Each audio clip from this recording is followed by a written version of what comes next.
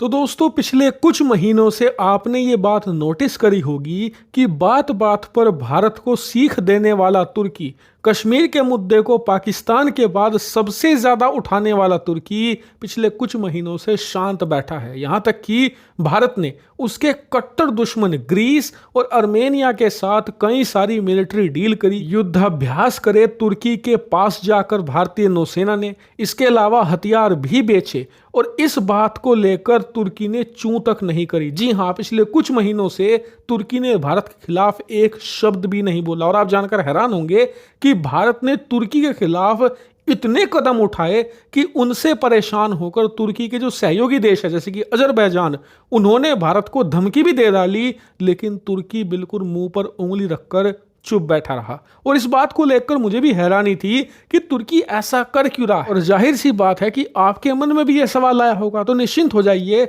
आज आपको इसका जवाब मिलने जा रहा है। दरअसल इसका जवाब है एक रिपोर्ट जो तुर्की की सरकार ने ही जारी करी है। स्क्रीन पर आप खुद देख सकते हैं। दरअसल रिपोर्ट यह है कि भारतीय लोगों की वजह से तुर्की की बल्ले बल्ले हो चुकी है और इसका कारण है भारतीय टूरिस्ट। आप जानकर हैरान होंगे, इस साल जनवरी से लेकर मई के महीने तक यानी कि 5 महीनों में भारतीय टूरिस्टों ने रिकॉर्ड तोड़ दिए हैं तुर्की में। जी हां, भारत से करीबन 1,26,000 टूरिस्ट तुर्की जा चुके हैं सिर्फ 5 महीनों में। और पिछले साल के मुकाबले ये करीबन 34% का जंप है। जी हां, यानी कि लगभग 1/3 का जंप आया है टूरिस्ट जो भारत से तुर्की जाते हैं। और बताया जा रहा है कि इससे तुर्की के टूरिज्म में ऐसा बम्पर बूम आया है कि तुर्की की सरकार भी चौंक गई है। आप जानकर हैरान होंगे कि कोरोना के बाद तुर्की का जो टूरिज्म सेक्टर है ना, उसकी कमर टूट गई थी और तुर्की बहुत ज्यादा रिलाय करता है अपने टूरिज्म सेक्टर पर।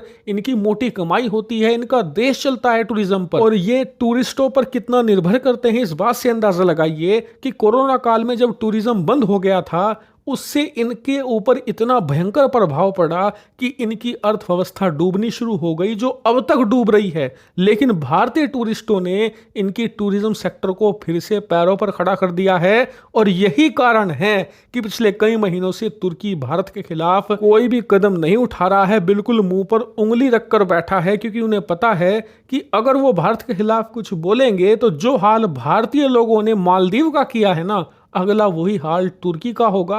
और जो इनका टूरिज्म सेक्टर धीरे धीरे पैरों पर खड़ा हो रहा है, वो दोबारा फिर से ऐसा गिरेगा कि पूरी उम्र खड़ा नहीं हो पाएगा। और इन्हें पता है कि इनकी टूरिज्म सेक्टर ही इनकी एकमात्र उम्मीद है जिसकी बदौलत ये अपनी अर्थव्यवस्था को संभाल सकते हैं, वरना इनके पास और कोई ऐसा साधन नहीं है जिससे कि ये अपनी गिरती हुई डूबती हुई अर्थव्यवस्था को दोबारा पैरों पर खड़ा कर सके। यानी कि एक बात निश्चित है, तुर्की को अगर अपना देश चलाना है तो भारत की शरण में रहकर काम करना होगा। लेकिन आप जानते ही हैं कि तुर्की का राष्ट्रपति कौन है, रेचेप तैयप एर्दोगान, जिसे मुस्लिम देशों का लीडर बनने का शौक है, जिसे खलीफा बनना है। ऐसे में अगर वो कोई बेवकूफ़ी कर दे आने वाले कुछ महीनों में, तो आप बिल्कुल भी आश्चर्यचकित मत होना। इसलिए आने वाले कुछ महीनों में बहुत ही ज़्यादा मजा आने वाला है, क्योंकि देखने वाली बात यह है कि क्या रेचेप तैयप एर्दोगान फिर से कोई बेवकूफ़ी करेंगे, कश्मीर का मुद्दा उठाएंगे, पाकिस्तान का साथ देंगे, या चुपचाप मुंह पर उंगली रखकर